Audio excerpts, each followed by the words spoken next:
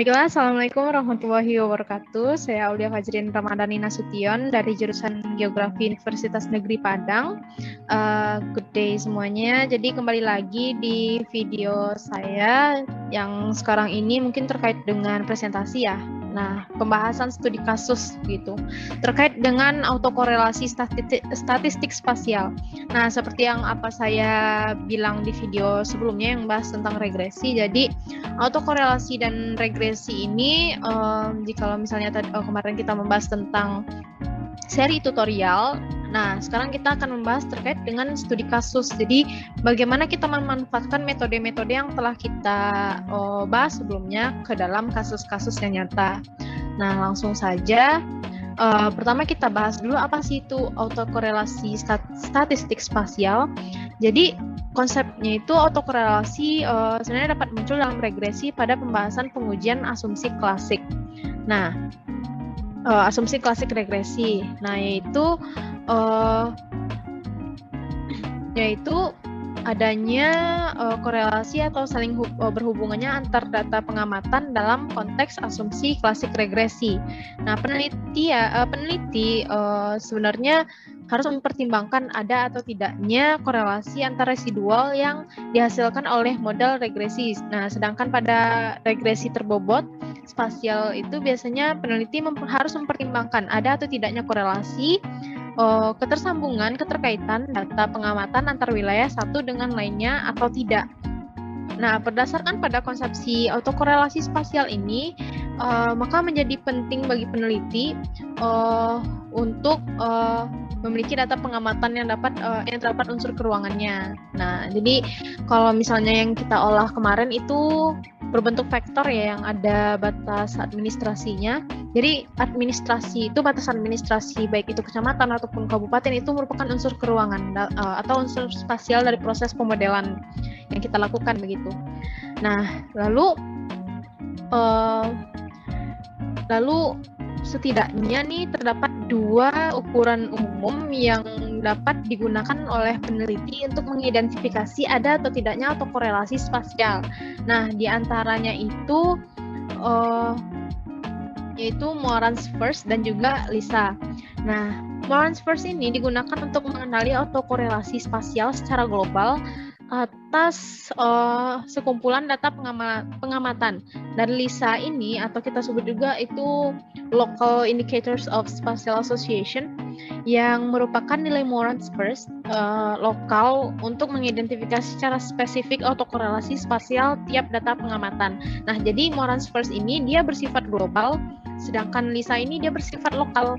Nah, untuk praktek studi kasus kali ini, kita akan melakukan uji autokorelasi menggunakan indeks Moran's First. Nah, jadi kita melakukan dengan indeks globalnya ya. Nah, lalu lanjut, indeks Moran's First itu merupakan koefisien Moran's First itu digunakan untuk menguji dependensi spasial atau autokorelasi spasial antar amatan atau lokasi. Nah, pengujian statistik Moran's First ini melalui pendekatan distribusi peluang Z dengan statistik ujinya itu nih seperti Z hitung besar dari ZA per 2 gitu. Nah, dapat dikatakan bahwa terdapat autokorelasi spasial yang mana pola pengelompokan dan penyebaran antar lokasi dengan Moran's scatter plot pada diagram menunjukkan hubungan antar nilai amatan pada suatu lokasi distandarisasi dengan rata-rata nilai amatan dari lokasi-lokasi yang bertetanggaan dengan lokasi yang bersangkutan. Nah, untuk scatter plotnya itu berisi 4 kuadran. Nah, teman-teman bisa lihat ya, di sini ada kuadran pertama yang merupakan high yang menunjukkan lokasi mempunyai nilai amatan tinggi dikelilingi oleh lokasi yang juga mempunyai nilai amatan tinggi. Yang kedua itu ada kuadran 2 yang merupakan low high yang menunjukkan lokasi yang mempunyai nilai amatan rendah dikelilingi oleh lokasi yang mempunyai nilai amatan yang tinggi. Sedangkan kuadran 3 itu yang low menunjukkan, ini kebalikan dari kuadran 1 ya, yang menunjukkan lokasi yang mempunyai nilai amatan rendah dikelilingi oleh lokasi yang mempunyai nilai amatan rendah juga. Sedangkan kuadran 4 itu kebalikan dari kuadran 2. yang merupakan high-low, yang menunjukkan lokasi yang mempunyai nilai amatan tinggi dikelilingi oleh lokasi yang mempunyai nilai amatan rendah. Nah, jadi hasil dari penghitungan Moran-Spurs itu secara global ya, ini memberikan gambaran umum mengenai keterkaitan secara spasial atau data penelitian yang diujikan. Nah, mungkin teman-teman dulu waktu belajar matematika ada juga belajar terkait dengan kuadran-kuadran ini kan. Nah, jadi kalau untuk secara spasial ini diterapkan di dalam statistiknya terhadap penghitungan nilai-nilai secara spasial, nilai-nilai yang terdapat secara spasial di suatu wilayah begitu. Nah, jadi yang nantinya itu hasil perhitungan ini kan Moran-Spurs itu memberikan gambaran umum ya terkait dengan keterkaitan secara spasial. Nah, kalau kita bahas tentang LISA tadi, itu dia memberikan gambaran secara lebih spesifik. Nah, keterkaitan secara spasial yang dijelaskan oleh Moran-Spurs tadi. Nah, bagaimana sih studi kasus autokorelasi spasial statistik? Jadi kasus yang kita ambil di sini itu autokorelasi spasial menggunakan indeks Moran-Spurs terhadap kasus identifikasi pola hubungan kemiskinan di Provinsi Sumatera Barat tahun 2021. Nah, jadi teman-teman bisa lihat di sini ada persebaran presentasi penduduk miskin di Sumatera Barat tahun 2021 dengan ID identitas wilayah-wilayah kabupaten atau kotanya ya. Di sini ada presentasi penduduk miskinnya dan dikategorikan terhadap 4 kelas. Di sini ada 2 sampai 4, 4 sampai 6, 6 sampai 8 sampai lebih dari 8% gitu. Yang untuk lebih dari 8% sendiri di sini bisa dilihat ada di Kepulauan Mentawai, dan yang paling kecil itu yang terlihat berwarna pucat seperti ini. Nah, persentase penduduk miskin ini didapatkan dari jumlah penduduk miskin per wilayah itu dibagi per jumlah penduduk keseluruhan per wilayah dikali dengan 100%. Jadi itu hasil persentase penduduk miskinnya. Lanjut, di sini teman-teman bisa lihat hasil dari pengukuran indeks Morans-nya. Jadi jumlah penduduk miskin di Sumatera Barat itu secara keseluruhan ada 370.067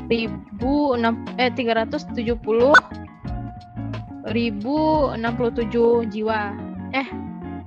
Ya sekitar segitu gitu. 370.67 jiwa. Jadi wilayah dengan presentasi penduduk miskin tertinggi itu berada di Kepulauan Mentawai ya.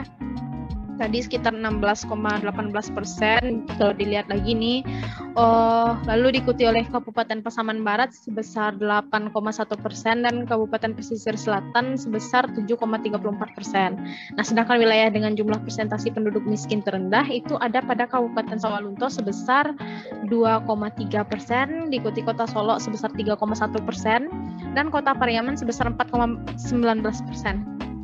Nah, kan dapat diketahui nih sebenarnya kalau dilihat lagi di slide yang ini, kota dan kabupaten dengan penduduk miskin paling sedikit itu memiliki pola menyebar, namun mereka saling bertetangga gitu. Nah, seperti yang dilihat ya.